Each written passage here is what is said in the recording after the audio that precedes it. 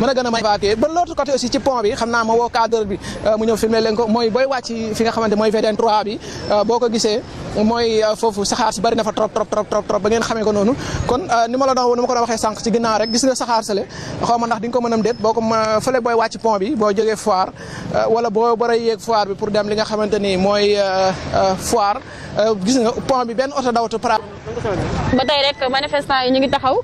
sànni seen lacrymogène waaye gis nañu jamono ji ndaw ñi également ñoo moomee vent maanaam mayaale temps les forces de défense et de sécurité ñu jéem a noppalu as tuut pour mun a dem donc waaw ma tax dañuy rectifier benn affaire rek muy vote bi 22 voix la contre 8 la durée c'est 6 mois loolu mooy vote bi donc dañ koy rectifier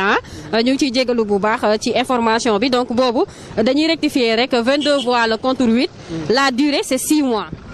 loolu mooy point yi nga xam ne moom la ñu wax que mooy nar a xew Assemblée nationale. donc ak loolu muy xam nga nit ñu bëri ñi ngi wax report. ñi naan annulation ñi naan président da ko dàqandi nii rek mais joxewul durée xam nga moom kilifa dëkk bi moom su demee boo yëkkati kàddoom te indiwu si ay leeral waaye xel yu dégg nag xel yi si boppam dañuy ku ne day am si sa propre noo koy jàngatee si li nga xam ne mooy mbir yi suba lu nar a xew assemblée